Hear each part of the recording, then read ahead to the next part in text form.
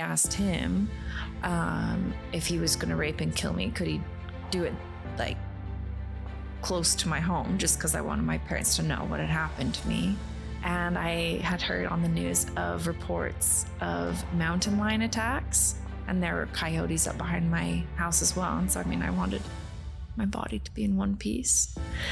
And I remember saying, if you're going to rape and kill me, could you do it here? And when I said that to him, he'd looked at me and smiled. He's like, I'm not going to rape and kill you yet. Every day, you are making your brain better, or you are making it worse. Stay with us to learn how you can change your brain for the better every day. I'm really thrilled to have Elizabeth Smart on our podcast. You might remember that when she was 14 years old, she was kidnapped and then literally raped every day for 9 months. And then she was found and rescued and has just gone on quite the journey. And one might think she would have post-traumatic stress disorder. But what we're really going to talk about today is post-traumatic growth. We're going to look at her brain and talk about the amazing journey and work that she does now. Are you struggling with anxiety, depression, obsessive thinking, past emotional trauma, ADHD, or brain fog, and don't know where to turn? Are your relationships a mess and you don't know why? Have you had a brain injury, concussion, or just don't feel the same after COVID? Is your memory worse than it was 10 years ago? Or do you have a parent or grandparent with dementia and want to work on prevention? Yes, prevention is possible, but the sooner you start, the better. For 35 years, we've been changing people's brains and their lives using brain SPECT imaging and a personalized, natural approach to brain and mental health care. And we have some of the best published outcomes anywhere. Go to amenclinics.com to learn more. And when you call us, mention Podcast 10 for a 10% discount. Thank you so much for doing this. I've been looking forward to it. And as I got to read your history, I'm looking forward to it even more. Well, thank you. I'm thrilled to be here. I watched your documentary. I've looked at your scan and I've looked at your testing, and I'm sort of blown away that you're as healthy as you are. So many people think that if someone goes through a severe trauma, and you and I would agree that was a severe trauma, that it would wreck them. But it didn't wreck you. Why? I don't know. It was hard and it was terrible. And it was the worst 9 months of my life. But I don't know. I felt like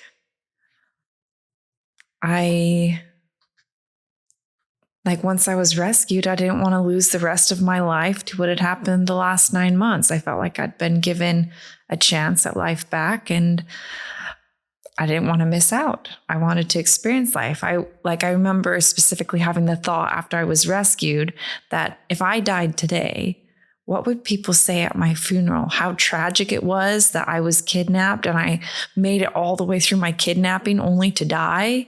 I felt like my kidnapping would play kind of center stage at my funeral. And I remember thinking, geez, when I die, I hope people laugh. I hope there's so much more to share than just my kidnapping. And so I guess for me, I've always just wanted to keep living life.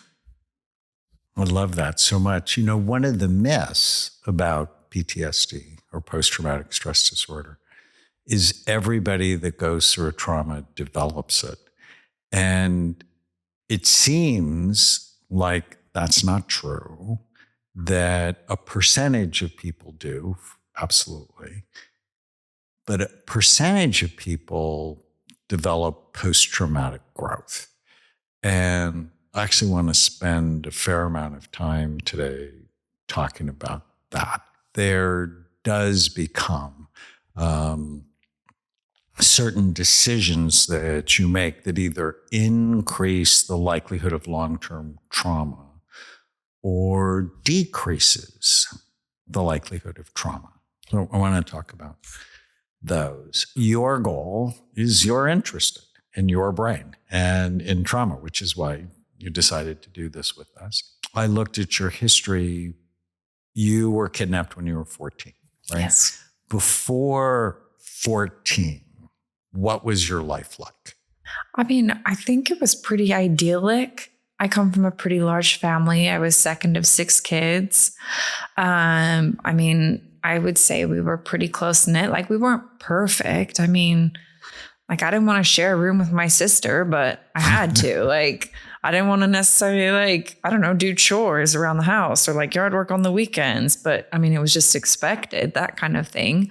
But I mean, I grew up spending a lot of time with my family. I studied music. I mean, I took harp lessons from the time I was 5 on.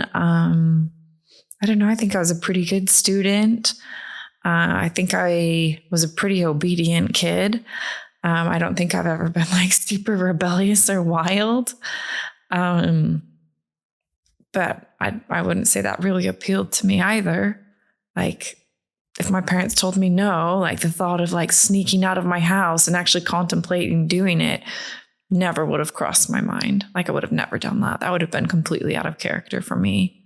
We, as a family, like, we went on trips together and we went up into the mountains together. And like in the winter, we skied together and snowmobiled. And in the summer, we'd go visit my grandparents' ranch and go horseback riding together. I don't know. It was pretty great. Well, and that's one of the factors that protects people. Can you talk about the night you were taken? I feel like a lot of people, they're like, I just knew something was going to happen or knew something bad.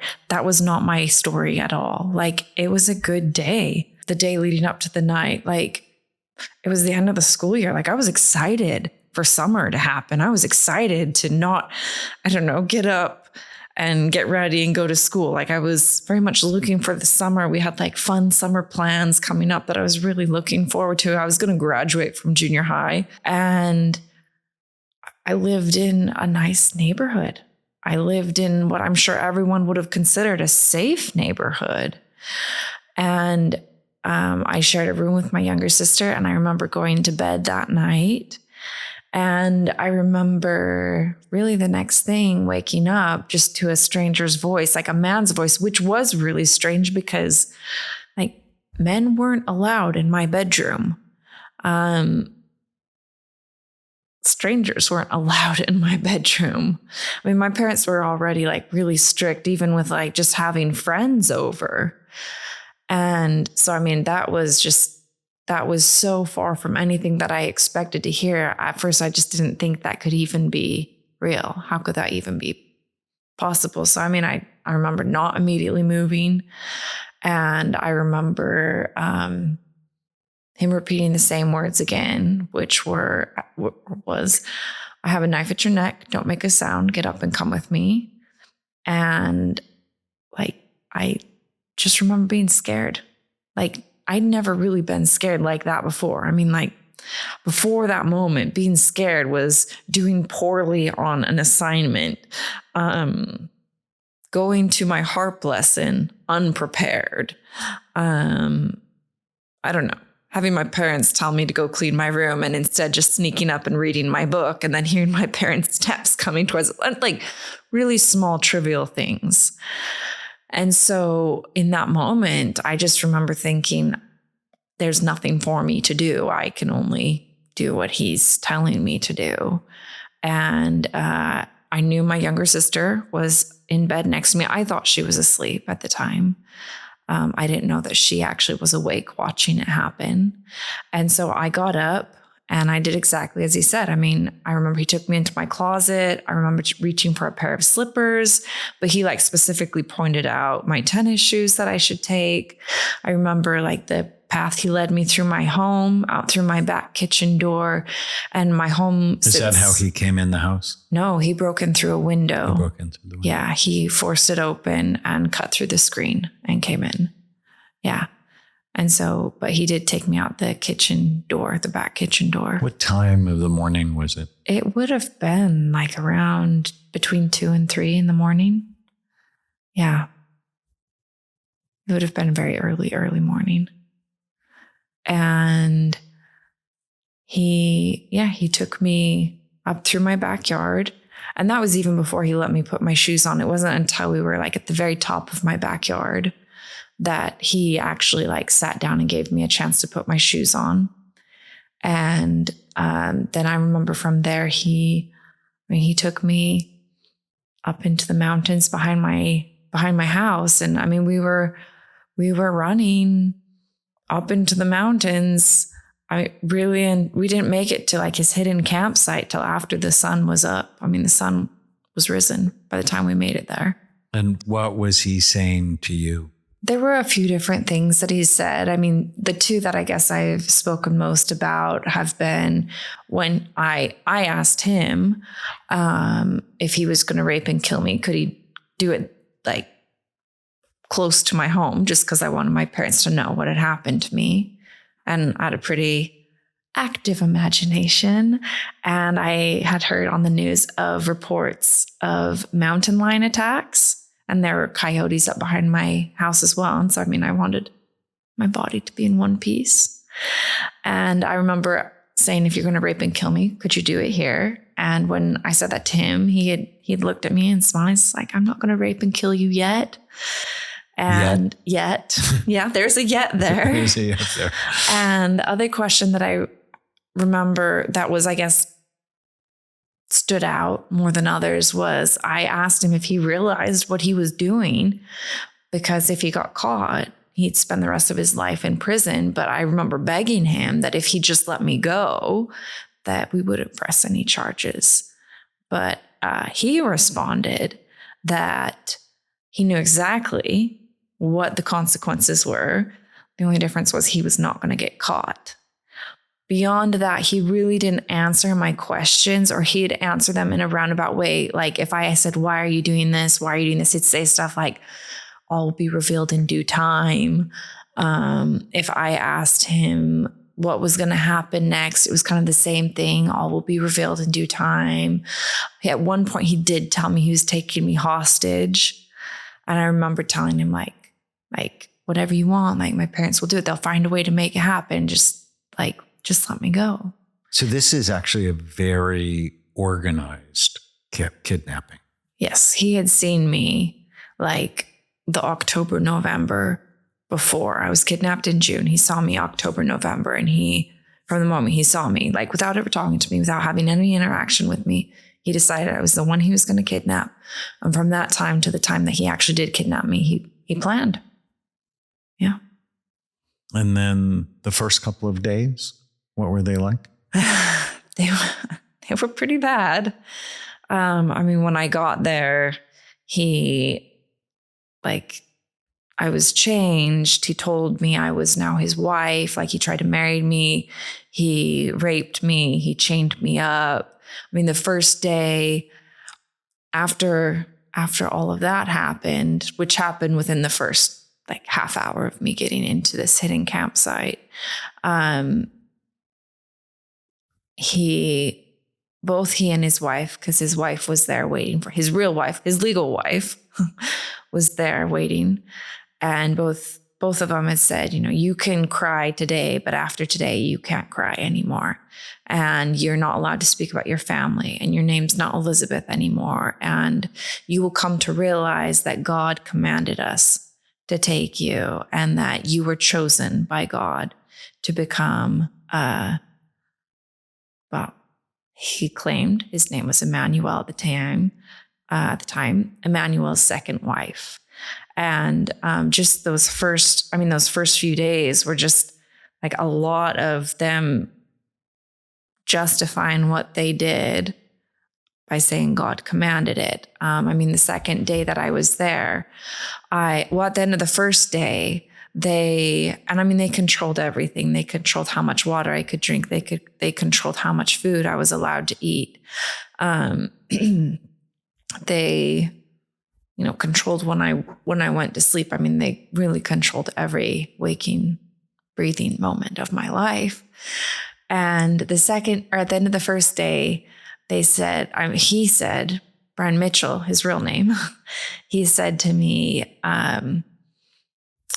because I was shy and timid, and what 14-year-old would not be in this situation, but he said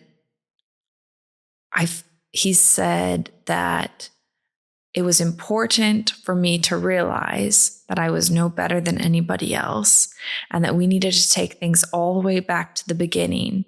So the next day, the second day, we would all be like Adam and Eve in the Garden of Eden, and I had to go naked all day long. And that the next day, they were going to demonstrate properly how a husband and wife had sex. And I would need to watch, and I would need to learn, and then I would immediately need to perform everything that I learned. And the next day came, and everything about the setup in the camp, inside the tent, was to control me. Even at night, when it came to sleeping, I was in the middle. I had a captor on either side of me. The next day came, and sure enough, they stripped me down and demonstrated. And I remember just closing my eyes and looking away, because I really didn't.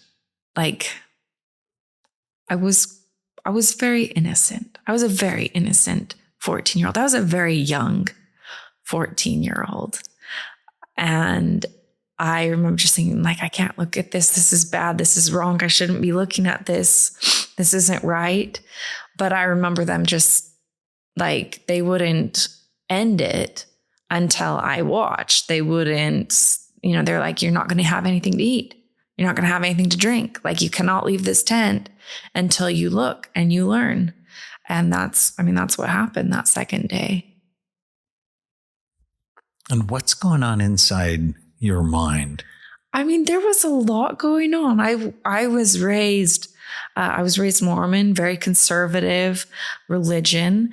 And my whole life, I had been taught about chastity and purity and virtue. And really, they kind of just seemed to mean don't have sex before marriage. And I had 14 years of that education. And in the meantime, nobody taught me the difference, that there was a difference between sexual abuse and rape versus actual loving, consenting intimacy. Nobody ever took the time. It just wasn't really spoken about. It was just, you don't do it. And so, I felt a huge sense of guilt. Even though I knew it wasn't my fault, I still felt guilt. I felt a lot of self-worthlessness. I just lost my value. One physical act took away all of my value as a human being. I was scared. How could this happen to me? Why did this happen to me? I feel like I felt a little bit of everything, and my brain was going in 100 different directions. Why would someone want to kidnap me? Why would someone want to hurt me? Why would he choose me? And what was my family doing? Were they okay? Were they, the first morning, did they even know I was gone yet? Were they looking for me? What was going to happen? Was I going to be rescued? If I could just hold out long enough, would I be rescued? Would I be worth rescuing if people knew what had happened to me? Or was I a lost cause that people just didn't know about it yet? If I survived and I made it back into society, would I be accepted or would I be shunned? because I lost my value? Those were a lot of questions that were going through my mind. So much, right? So much. Were you the first person they kidnapped? Yes. They tried others, but they hadn't been successful. And initially they had tried just approaching grown women to come be a part of their manipulations and control under the guise of religion. And actually they did convince at least one woman to come be with them for a bit, but ultimately she did leave. This is before you? This is before me. And both of them had prior marriages to different people before they married each other. And they had been on, I would say he had been on a dangerous path since he was a kid. And I think there were, as I've learned more about his history, there were red flags along the way. I did not have to be kidnapped. People could have, if people had taken action based on what they saw of him well before 2002, I would have never been kidnapped. But his behavior just went unchecked and he got away with things. And I think it built up it just made him feel like he was so important because he did get away with so many things. He wasn't stopped. And I think he also found that the best way to manipulate people was through religion. And I think also if you look back at that time, 9/11 had only happened the September prior to my kidnapping. And I was a kid, but it certainly felt like on the news, a lot of people were really kind of nervous about any form of religious extremism. And I think my captors took that into account. They changed the way that they dressed. They changed the way that they acted. And I just, I think back on that time and I can remember jumping, I guess, further ahead during my captivity. On the rare occasion they did bring me into public, just the way that everything about us kind of screams, stay away. I remember walking down the street and seeing people look up when we were walking towards them, cross the street, go by us, and then cross back over. Or people rolling down their windows of their car, and as they drove by, yelling things like Osama as they drove by. So, I think there was a lot of thought put into gaining as much control of the situation as he could, and in pushing people away. And even today, I feel like a lot of people are hesitant to push too hard when someone says, well, it's part of my religion. There might be questions of curiosity, but I think very few people actually will call you out and be like, you're wrong. Your beliefs are wrong. And I think my captors really capitalized on that. So the first month you were in captivity for 9 months. Yes. What were the things going through your head the first month? I would say mostly it just came down to, how am I going to survive? It mostly just came down to, I did make the decision early on that I wanted to survive, regardless of if society accepted me back, because I finally got to a point where I felt like my parents would accept me back. And if they accepted me back, that was enough. So where did this idea come from that somehow it was your fault and they wouldn't accept you? I knew that it was the sexual violence. I knew that it wasn't my fault. It's not like I asked to be kidnapped. It's not like I asked to be raped. It wasn't like I was actively engaging in it. Right. You're so a good I kid knew that up to this point was not my fault, but just having had 14 years of going to church every single Sunday, and I don't know how many lessons, so many lessons, talking about purity, talking about chastity and virtue. And like, there'd be examples like, you like a piece of gum. And if you have sex before marriage, it's like someone chews up that piece of gum. And nobody wants a piece of gum that's been chewed up. Or like, you like a flower. And if you have sex before marriage, it's like someone's plucking the petals off the flower. Like nobody just wants an empty stem. So having years of like those lessons instilled in me and those examples, like what is chewed up gum? Nobody recycles chewed up gum. You throw it away. Like, and what about flowers? Like, I'm not crafty enough, I suppose, to know. I'm sure there's something you could do with them today, but I don't know what it is. Like, but once a flower, like when I'm given flowers, like I love them. I love flowers, but once they've dropped their petals and died, like I throw them away. So there was not a big focus on grace and forgiveness and the woman at the well and Mary Magdalene. I don't think anyone would say there wasn't. It's just the dots just weren't connected. That was not taught. Yeah. Which is so sad. And so, I very much felt that my worth was tied to whether or not I was chaste. A virgin, chaste, yes, before marriage. And you decided to survive. Yes. And so, at least in the documentary that I watched, you were cooperative as you could be, right, with what you knew. And do you think he was psychotic? Like, I don't think he was crazy.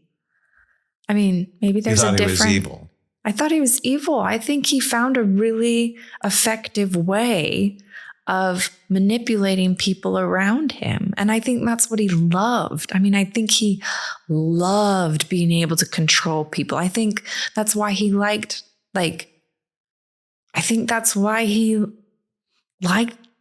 kidnapping me or having me, because he could control everything. Like he could control absolutely everything about my situation. And I think that's ultimately what he loved. He loved having like a sense of power and a sense of control over other people and a sense of self-importance.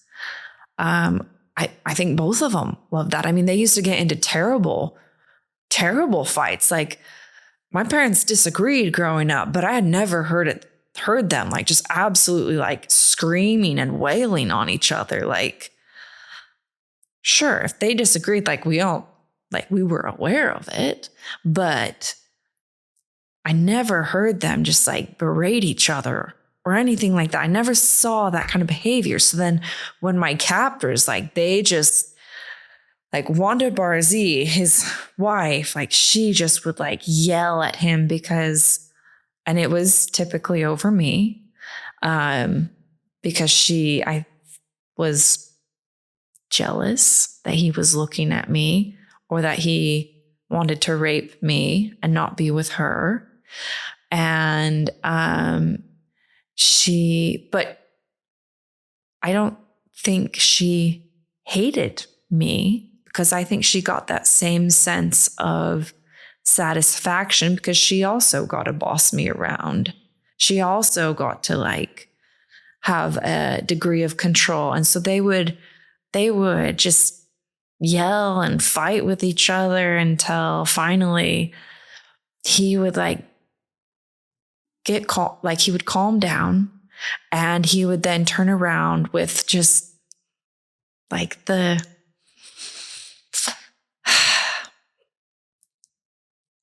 oiliest tone of voice, like just like the most like self-important, like I have a private phone line to God kind of voice you can imagine. And they also did not go by their legal names. He went by Emmanuel and she went by Hepzibah. And he would turn to her and he would say things like, Hepzibah, Hepzibah, I love thee. God has a message for thee. God wants to speak with thee. And then he would give her a blessing, in which, like he said, like he held a special priesthood that, only he held. And he would give her this blessing, and it would say things in it like, "You are the mother of Zion. You have a throne awaiting you in heaven on the right hand side of God. Your crown that is prepared for you defies all even imagination, is beyond anything you can imagine. Like, you just need to endure this life. And yes, Emmanuel, like, he has a very heavy burden to carry, a very heavy mantle lies upon him. And you need to be his support. And if he turns to Shir-Jashub, which was the name they gave me, for comfort, you need to support that." And then he would finish, and he'd finish his blessing on her, what God needed to tell her. And like, she would calm down. It was his way of controlling her. Like, and then, she would turn back to him and be like, "I am a queen, and I am a mother of Zion, and I deserve, more respect. And you just turned to her because you were intimidated by me. And she's not as special as I am. And you don't have to live up to God's expectations with her the way you do with me." So I know when I talk about these things, and I hear myself talking about these things, I know it would be easy for people to think, yeah, that's crazy talk. But I just don't think he was, because everything was so calculated, and it would be wrong to think that he was not intelligent. It would be wrong to think he didn't understand what he was doing. He knew. He talked to me about the consequences of actions if he was ever caught. He knew what he was doing. Both of them did. And I think they just got into they just went down a path of greed and selfishness and wanting to be important, but not actually willing to put the effort into such a twisted way. Yes. Right. It's such a twisted way. Yet clearly the kidnapping was organized. Yes. And the repeated raping was purposeful. Yes. Right. What was the lowest point? When you were taken, or? I honestly don't know if I could say what was the lowest point. There were some very low lows. And I feel like years ago, there was a movie that came out. It was Ever After. It was with Drew Barrymore in it. And it's based on a Cinderella kind of story. And there's a point where the evil stepmother says to Cinderella, Drew Barrymore, that to quote her, she says, "We mustn't ever feel sorry for ourselves, because no matter how bad things get, they can always get worse." And when I was kidnapped, I remember thinking, I have hit rock bottom. Things can't possibly get worse. And then they would get worse. And then, that had been a family favorite movie. And I remember thinking, wow, she's actually right. Things always can get worse. I'm not sure if there is a rock bottom. And so I eventually stopped thinking this is as bad as things can get, because it felt like I would be devastated then when something else worse would happen. And so I felt like I tried to switch my thought process to being okay, this is pretty bad. This is really bad. But thank heavens it's sunny today because I'm not cold. Or thank heavens it rained because I haven't had water in over a day and now I have something to drink. Or thank heavens someone threw their half of their burrito in the garbage can. Thank heavens they didn't feel like finishing that because now my captor's given me something to eat. So I felt like I had to switch my thinking because it was just too hard the other way. And were there high points? Were there high points?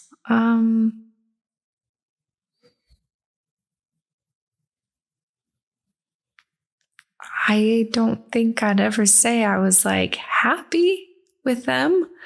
There were points that I was less worried or scared.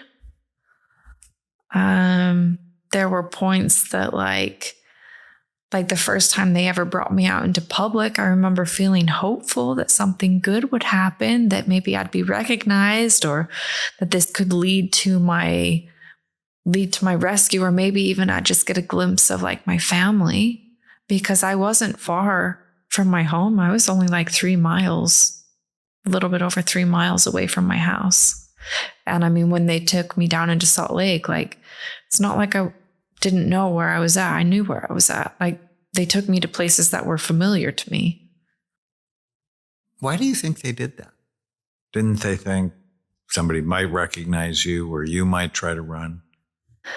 I mean, it wasn't like they just let me walk wherever I wanted. I mean, I was always in between them. I was always within reach of them. And I had been heavily threatened for a long time.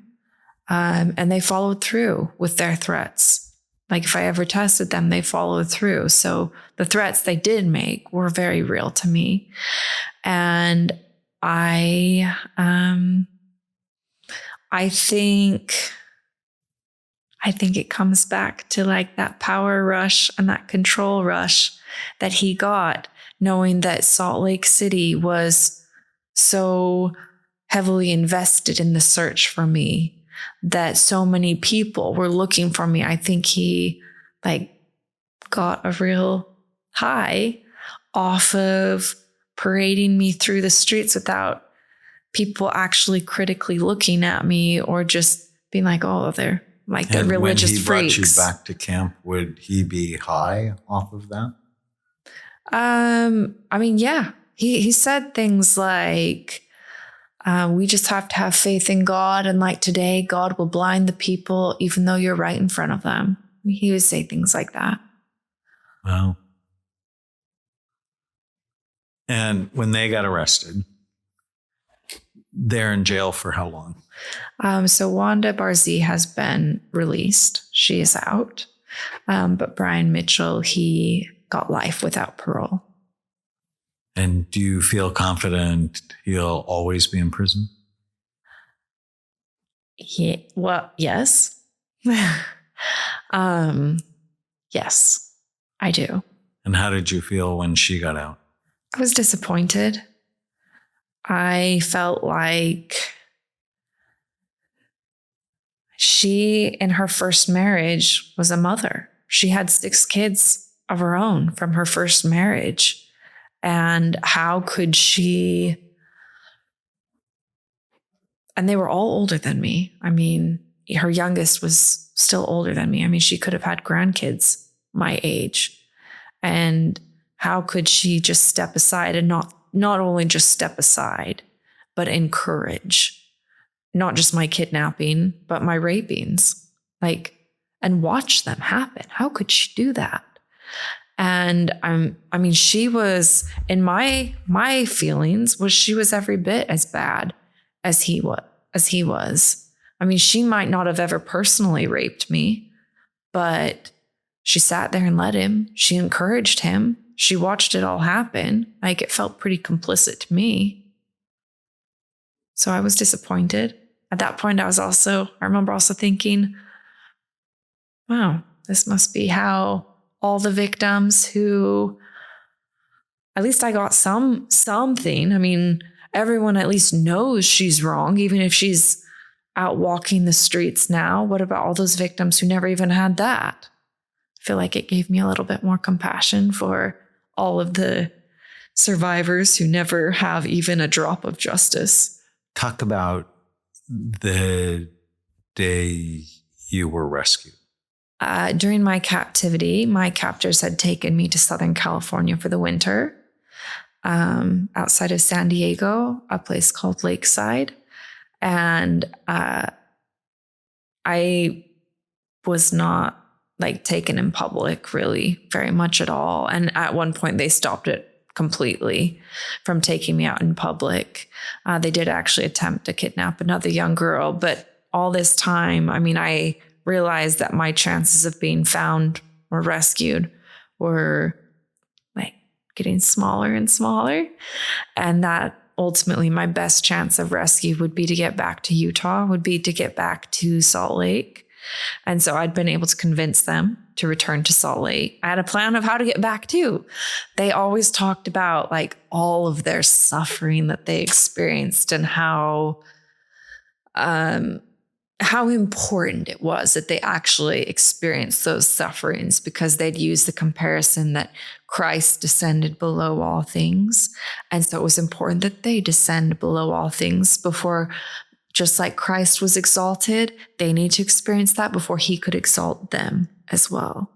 And so I listened to 9 months of them talking about their suffering and trials that they experienced, even down to silly things like giving up a car, then relying on public transportation, then taking it a step further and having to hitchhike.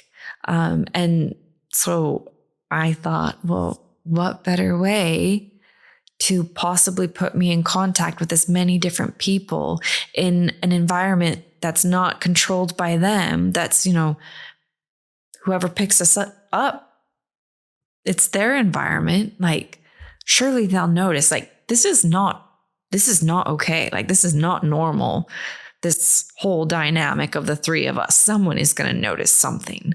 And so I framed it the same way. Like, you know, you've shared with me like your experiences of suffering and your trials and tribulations. And as I've been growing and learning, I feel like this is something that I need to experience as well. And I think that I need to learn to have faith that God will provide a way. And I think it would be good for us to experience, good for me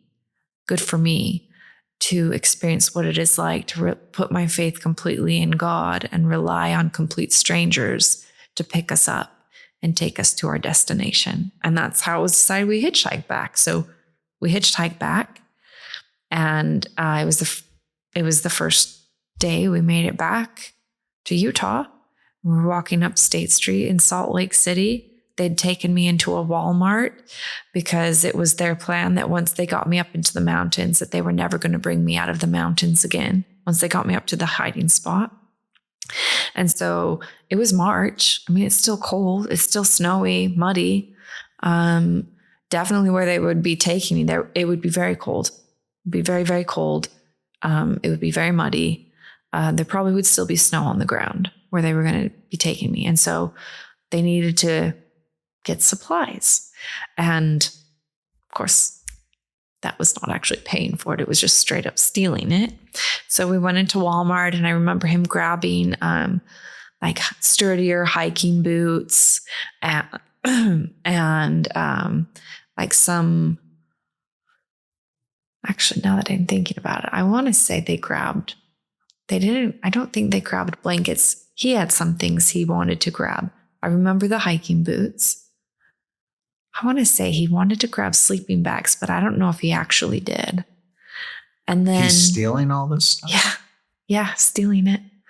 And then, did he work at all during those 9 months? How did they get money? He either stole what he wanted, or he would just go out and panhandle. He called it ministering, because the true disciples of Christ would recognize him for the prophet and the Davidic king that he was, and they would provide for him. So he called it ministering, but it was panhandling. There's a shade of craziness in there. Just saying. Maybe, but he wasn't dumb. Like, he was smart. Like, you would have to be to pull this off. They're not mutually exclusive. Anyway. Hitler was crazy, and he was brilliant, but he was still crazy. Yes. And almost half the world followed him. Yeah. So we would say both of these people were evil. Yes. Yeah. Anyway. I don't care how you feel. I just want to get my needs met. Yes. I don't care how you feel. You are there to serve me. Yes. Right. Anyways, you're in Walmart. We're in Walmart. And then we walked out of the Walmart to the sidewalk along the side of the road. And we started walking towards the heart of downtown Salt Lake, so north up State Street. And I saw a police car like approaching us, but it felt like he was going pretty fast. So I thought, oh, like what are they doing? They must be going to like answer a call, because it seemed like I just didn't think they were going to stop at us. But then there was a police car that pulled up, and then I don't know, another one. And there were just a lot. Felt like there were a lot of police officers all of a sudden approaching us and like questioning my captors and questioning me. And I mean, I wasn't separated from my captors immediately. Like I had a captor on either side of me physically touching me. So I did not feel like I could say who I was. I mean, there was 9 months of punishment. Of punishment, exactly, of threats and abuse. And I knew what my captors were capable of. I didn't know, like I'd never interacted with a police officer. Like I didn't know if they could actually protect me. Like I didn't know if they'd actually believe me. Like I'm a kid. Why would the police officers believe a teenager, maybe the people who are the age group that you would distrust the most? Like, why would they believe me over these two adults who were claiming to be, I mean, they obviously weren't sitting there being like, I'm the Davidic king and I'm the prophet that's, predicting the end of the world. They didn't say that. They knew that sounded crazy, so they didn't say that. They just said that they were ministers for Christ, trying to invite people to come unto him, and that's what they did. And so like there was a fear of not being believed. There was a fear that even if I said who I was, that I would be punished for it later, that maybe I wouldn't survive later if I said something I wasn't supposed to, or that it would make this situation worse. Like maybe somebody else would get hurt, or like the police officers wouldn't actually intervene. Like I just didn't know. So how long is this interaction? From the time the police came until the time you said you were Elizabeth Smart? Like 20 minutes, 30 minutes, maybe. And I mean, the police, like they weren't gentle. They were quite abrasive. They were quite aggressive in their questioning. In this interaction where there's all three of you? Yes. They were aggressive with all three of us. When they did finally separate me from my captors, they were once again quite aggressive with me even, which like scared me even more. Well, how crazy is that? No, I'm trying to understand why, at what point did they realize you were who they thought? I think because that's the reason you got all those police officers at once, is somebody said they thought they saw Elizabeth Smart. I think they had multiple people call in about the three of us. It was the same. And it was, I mean, the investigation, by this point, my little sister, she had finally come forward and said, I think I know who kidnapped her. It's this guy. He came and did some yard work. I think he's the one that kidnapped her, which is quite interesting because from my understanding, from when my parents have told me about it, was that when she said that, the police didn't really want to believe her. They were stuck on it being this other guy who had had a brain aneurysm and died in prison. They thought it was him. And so they didn't really want to believe my sister. And my dad was like, she was the only one that was in that room that night that saw this person. Like, and you don't want to believe her? Like, she is the only one that could possibly give any direction in this case. So how traumatic for her. Yes. Right. One, to see it happen, and then two, to not be believed. And so, yeah. And so my dad like insisted on having a police sketch artist like try to sketch him. And so my dad and I think two of my brothers did like composite drawings. And then my dad was friends with John Walsh from America's Most Wanted back then. And they were in pretty good communication. And my dad had shared with John about my sister and what she remembered. And then this drawing. And then John Walsh went on Larry King Live and like spilled the beans, basically, like said there was someone else, that Mary Catherine remembered someone else. And he had like an image of the composite drawing and he shared it on Larry King Live, which led to Brian Mitchell's siblings coming forward with an actual picture of him and saying like that's our brother. And yes, like there have been confirmed sightings that he's not just with his wife, but there's a younger girl with him as well. And so then coming back into Utah, people were on the lookout for him specifically. And so then when these people are calling in and saying, I just saw Brian Mitchell, but like it was just, everyone thought that I was the young girl with him, which of course I was. So the police had multiple reports of people seeing us. And so when you said they were aggressive with you, what were they saying to you? I mean, it was just like their whole attitude and like the whole, I mean, it was the tone of their voice. It was like their stance. It wasn't like, hey, are you okay? Like, we're here to help you. It was like, who are you? What are you doing? Like, where are you going? Where have you been? Like, it was just like very like startling and shocking. And like, just like very, like, they were just very, I don't know, felt like I was being like just steamrolled. And I remembered being scared of them. I mean, I remember I was scared of my captors, but I was also scared of them. And I knew what my captors were like. I didn't know what they were like. And then they handcuffed you, right? And then they handcuffed me. Put you in the police car. Yeah. Took you to the station.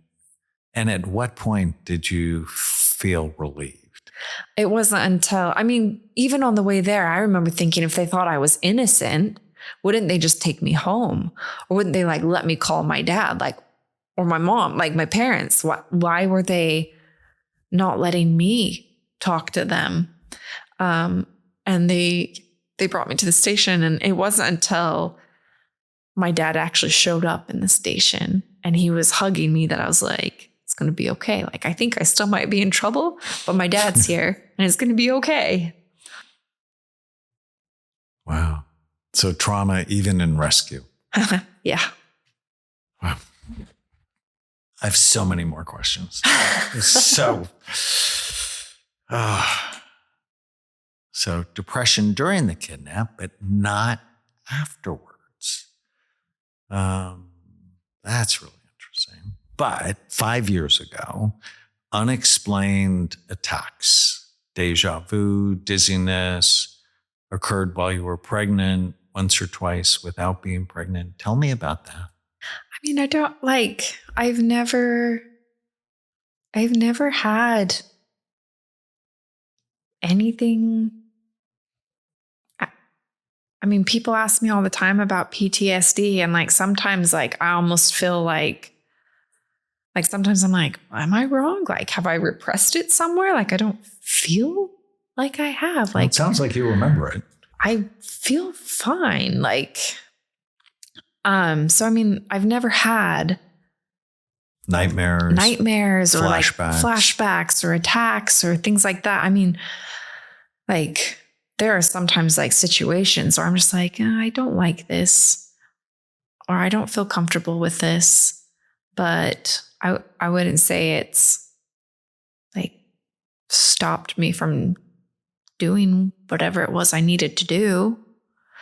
But yeah, I noticed it when I was pregnant with my second child, my son, like, and they were just like small. They weren't big, and it didn't happen a lot, but it would just be like a feeling. It would be like deja vu.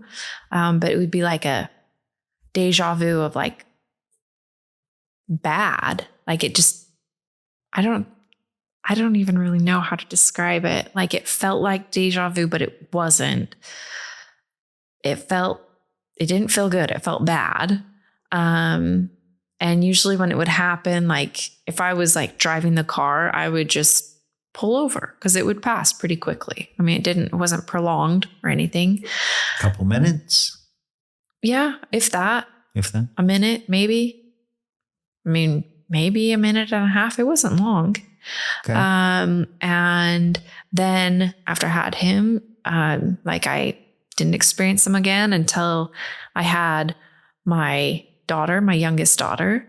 And, like they like got a bit more intense until I was probably, I don't know, I was probably like 7 or 8 months pregnant. And I remember like I had gotten up that morning and I had gotten my oldest like ready for her little preschool that she went to. And then like I went to go get in the shower, and like I think my son was like taking a nap, or he was like, we had a nanny and he was with the nanny, and I went to go get in the shower. And then I remember being in the shower and I could just like feel it like coming on. And I was just like, okay, like I'm going to get out of the shower and I'm just going to go lay down in bed and it'll pass and it'll be fine. And I don't actually remember getting out of the shower. I don't remember like wrapping up in a robe or like putting a towel on my hair. I don't remember making it into my bed, but I remember waking up in my bed and not knowing really how I had gotten there, not knowing where my 2 other children were at, not even really being able to articulate my speech, which like I've never not been able to do that. I've never like lost my power of speech before. And I remember calling my husband in the UK, and like he was like asking me what was wrong, but I just like felt like I couldn't even, I don't know, I just felt like I couldn't strongly speak.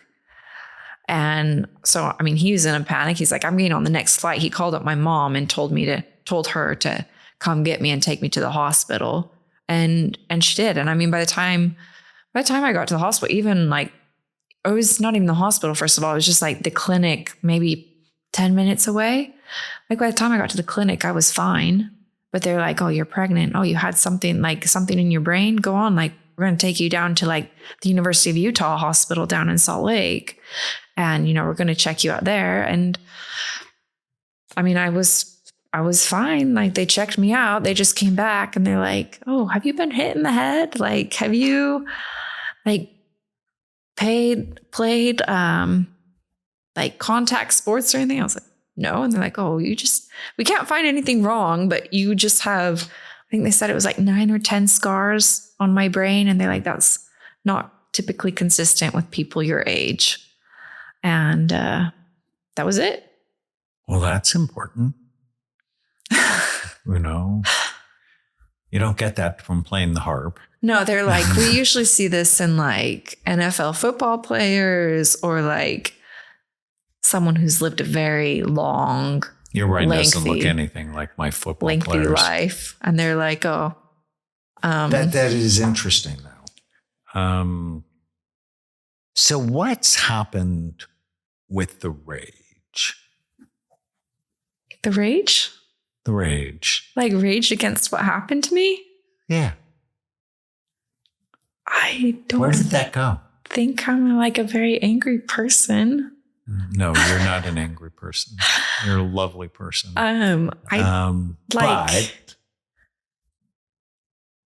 Like there's nothing. That's got to make you furious.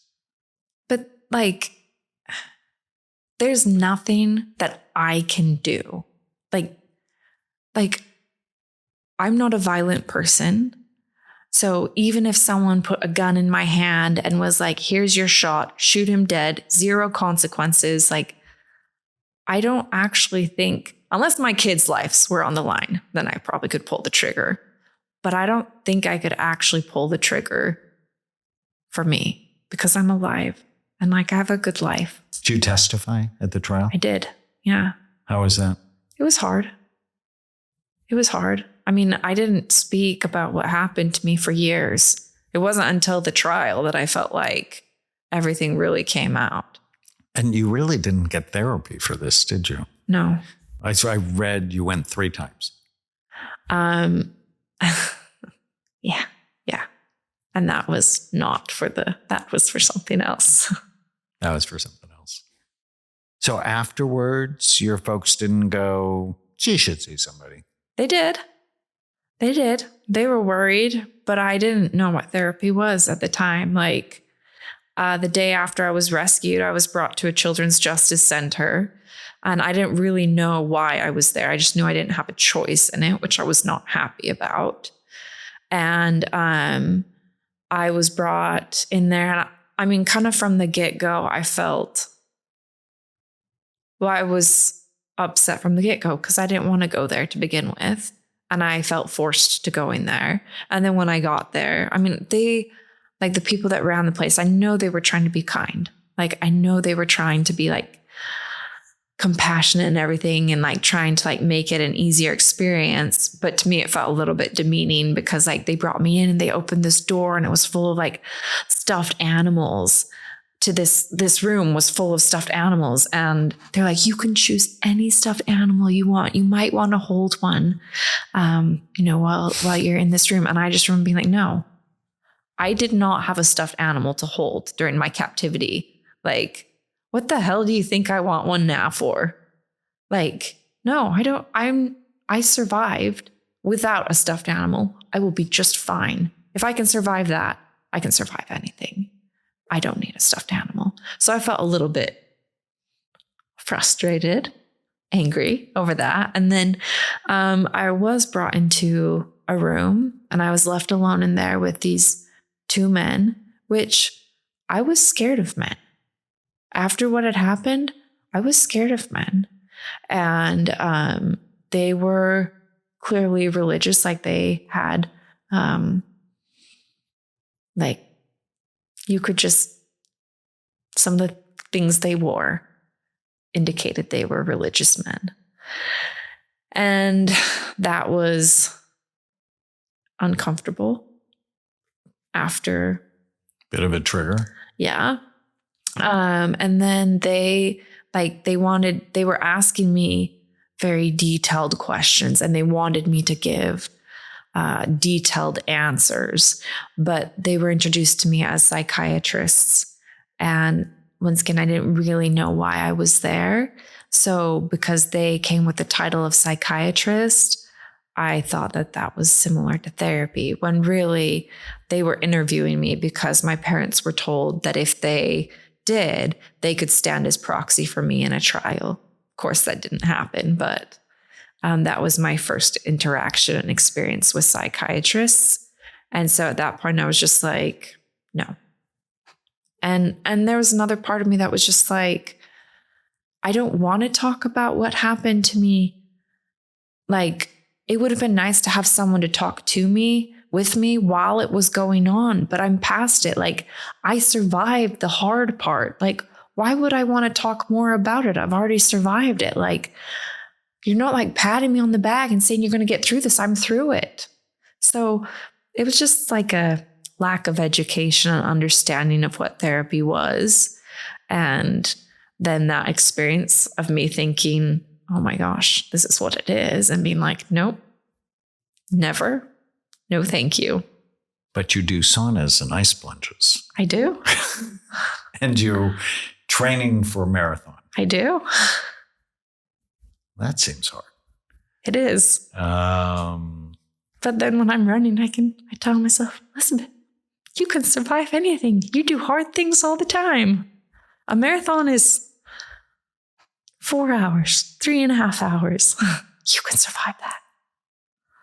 So as I was reading your history, I pulled out some things that really, to me, represented post-traumatic growth.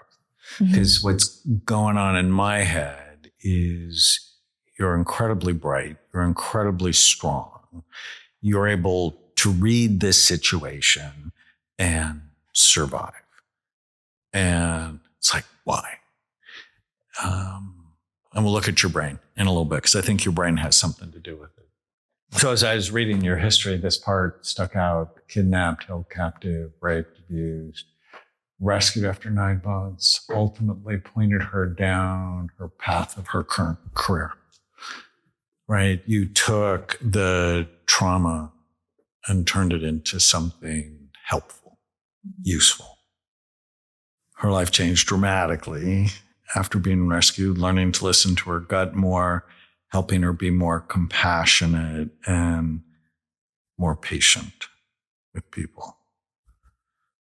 Learn to recognize how not everyone can easily articulate exactly what's going on or what they're feeling. That's what affected you in positive and negative ways.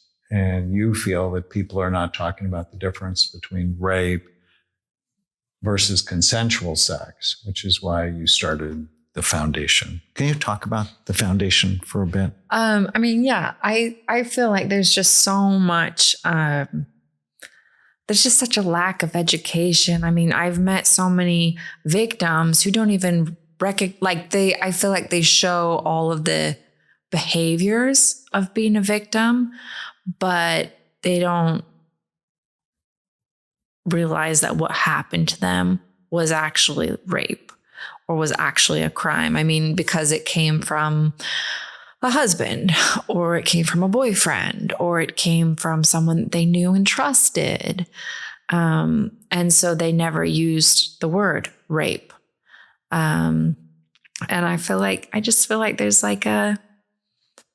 a hole in education. There's a big hole in education. And so I don't want what happened to me to happen to other people.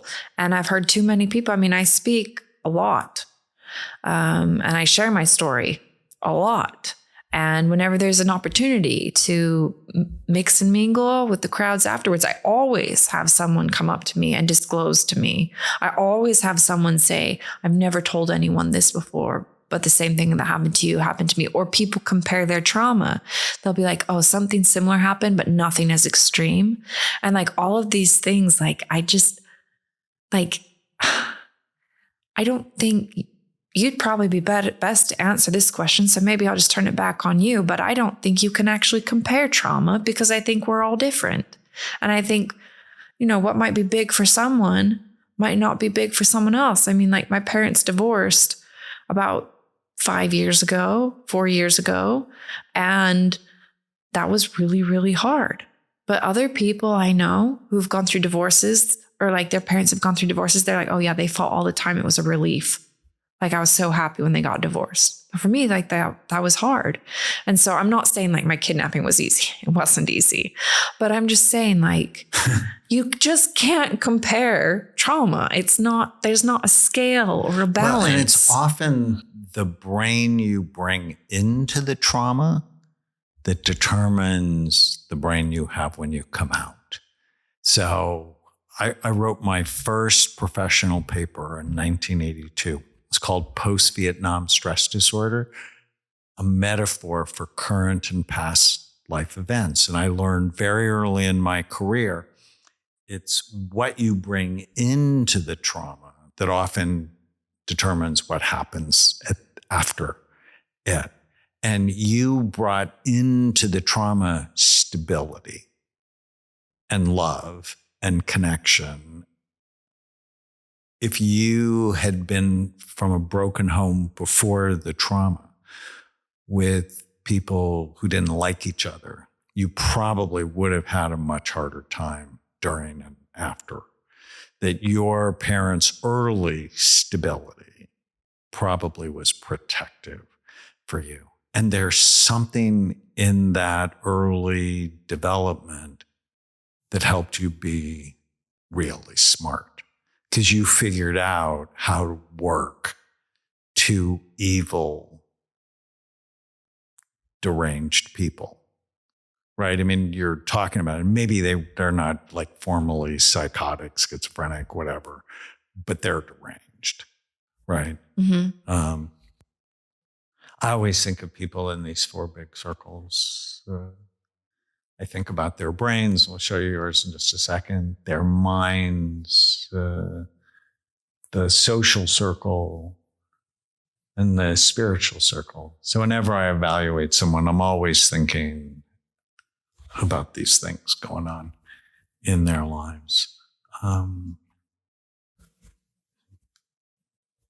always say, if you want to keep your brain healthy or rescue it, we have to prevent or treat the 11 major risk factors. I'll put this in your packet. I don't want to go over them now. I want to get to your brain. Oh, wait, let me just see if there's anything important. Blood flow, you have great blood flow. You're young. Have you had lab work done Not recently, no. So I should order some. Just as, like, I think it's important every year or so to know your vitamin D level. Mm-hmm. You live in Utah. You're not outside a lot of the year. And low vitamin D is associated with all sorts of bad things. So, sister with anxiety, you were delivered by forceps. You were in a car accident when you were 16 or 17. Tell me about that. I mean, it was small. Like I had my blinker on to turn into a gas station to fill up. And yeah, I was rear-ended. It wasn't like a bad crash like he's or going anything. 5 miles an hour or 20 miles an hour? Not 20 miles. I mean, it was just like a sudden push. I mean, like I wasn't hurt. And you ski, right? Yeah. You ever whacked your head when you skied? No. Because there is this question in my head, why does your brain look like an NFL player? It's like, why? Was it the chronic stress from the kidnapping? Was it the forceps? Sometimes that can leave a lasting imprint on the brain.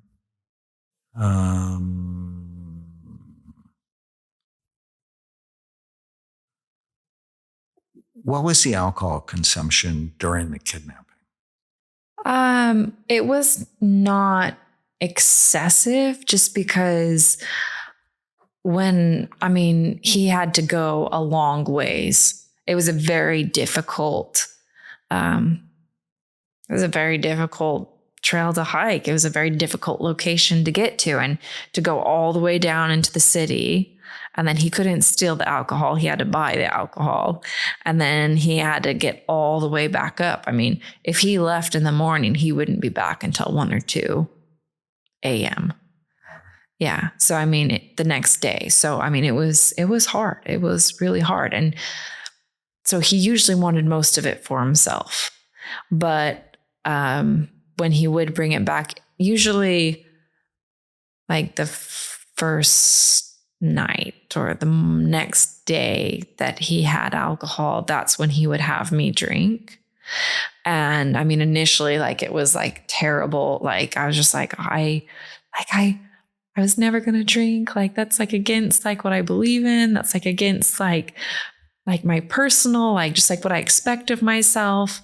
But then, I mean, it did eventually get to a point where I also was like, this is a pretty bad situation. This is a really bad situation.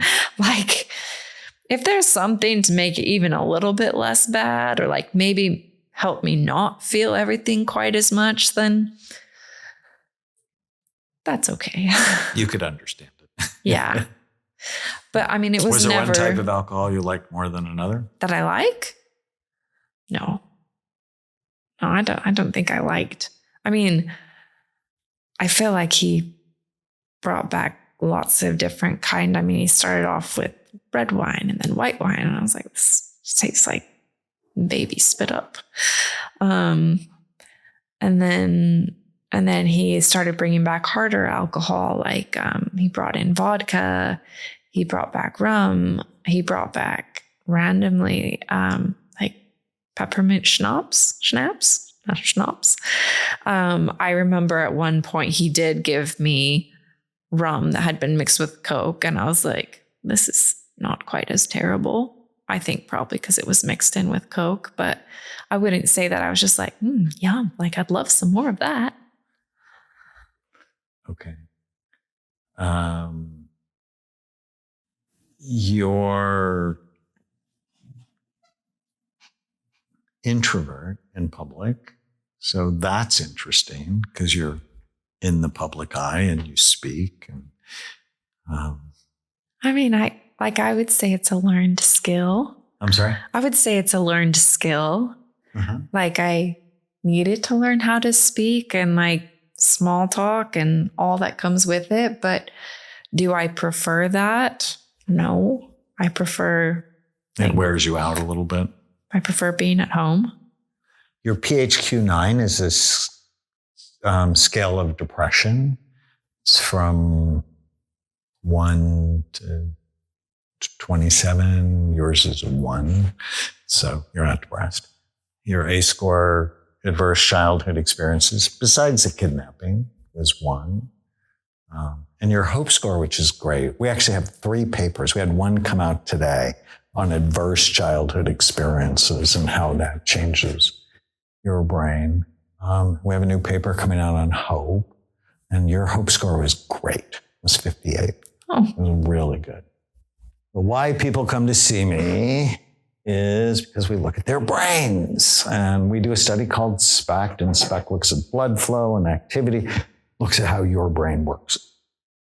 And it basically shows us 3 things: good activity, too little, or too much.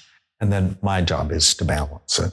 And in a healthy scan, it should just be full, even, and symmetrical. Color doesn't matter, it's the shape. And so here we're looking up from the bottom. This is the front, that's the back. Here we're looking down from the top, and just full, even, and symmetrical. This one's actually going to matter a little bit more for us.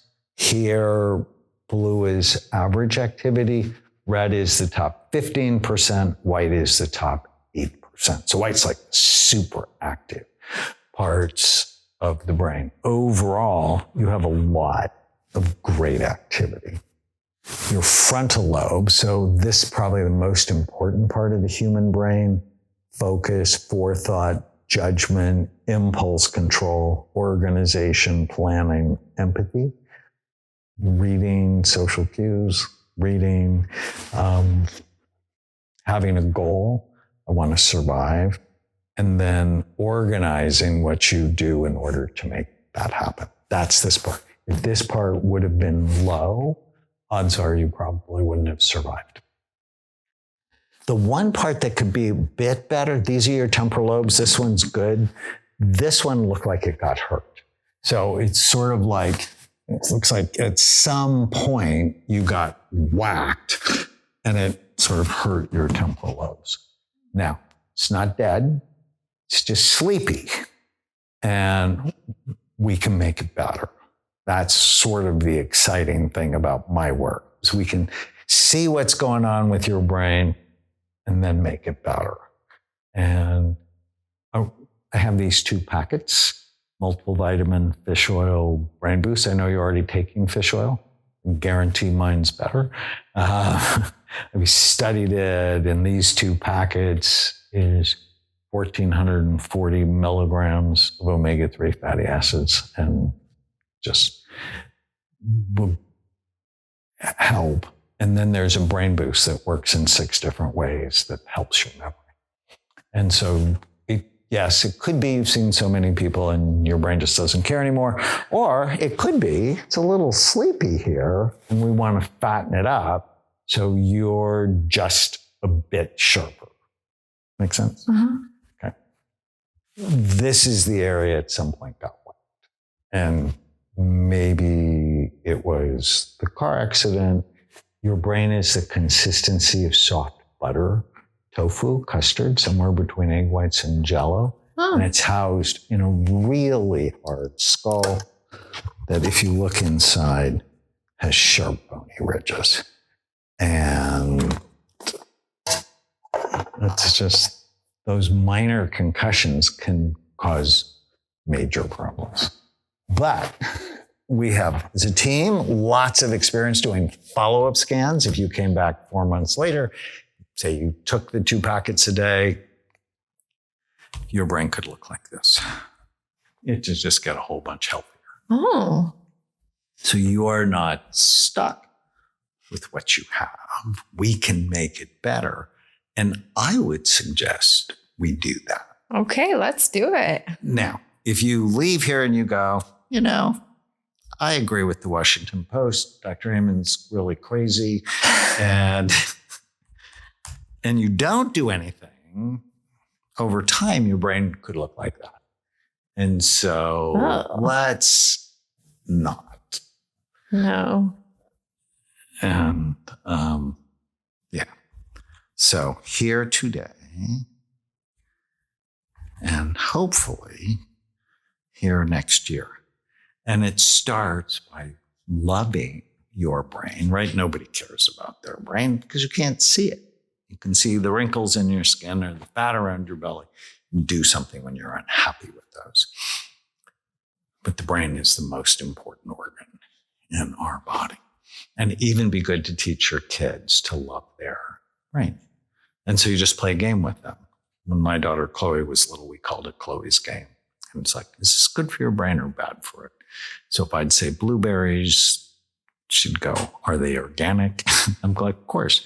She goes, God's candy. If I said avocados, she'd go, God's butter. If I said talking back to your redheaded mother, she'd go, very bad. Okay. So now that we have this, let's look at the active view. Because this is where we can do something about it. So remember, blue is average, red is the top 15%, white is the top 8%, which should be here in your cerebellum. And your cerebellum, despite running a lot, is sleepy. So I want you to do coordination exercises because that will start to activate it. Running really isn't a coordination exercise. It's just like one foot after the other, sort of straight. So table tennis, my favorite sport. Tennis, pickleball, something like that will help activate this, and that will help. Your emotional brain's pretty busy. When I talk about PTSD, I always talk about the diamond pattern in the brain, and you sort of have it. If you look at it, it sort of looks like a diamond. Here, you like things a certain way. Not terribly anxious. And this can impact your mood. Does everyone have a diamond pattern? Because I feel like to some degrees, everyone experiences some kind of trauma in their life. Yeah, but not everybody has a diamond. A lot of people have the diamond. But you didn't get out of my family without some trauma. So I think the most important thing after listening to you, coordination exercises and some simple supplements. And whatever you're doing, it's working because you're awesome. That's it for me, like coordination exercises and supplements. So my impression of you, post-traumatic growth. I mean, I think you're awesome. You're doing great things in the world. If you get any more of those attacks, I want to know about it. Okay. Right? Because I'm really curious what those are. And you should send me your MRI so I can compare it to your SPECT scan. We can actually overlay them and analyze them together. Like, how do I go about getting it? Your brain does not. All you just have to ask the hospital. Oh, okay. Say, please send my MRI on a disc to Dr. Amon. Okay. And Natalie will give you our address. And you've never done EMDR. No. I'm a huge fan. I've actually had 2 sessions today. I love it so much, but you're not symptomatic, so I don't think I would do that. Okay. Yeah, but if there becomes a time when you start having symptoms, Don't be shy in calling. Okay. Yeah. Yeah. Coordination exercises, supplements, labs. Are you excited to optimize your brain and help the brains of those you love? Do you want to prevent or treat memory problems, anxiety, or depression? Do you want to be happier? That's why I created Amen University, to take what I've learned over the last 45 years and help you have a better brain, a better mind, and a better body.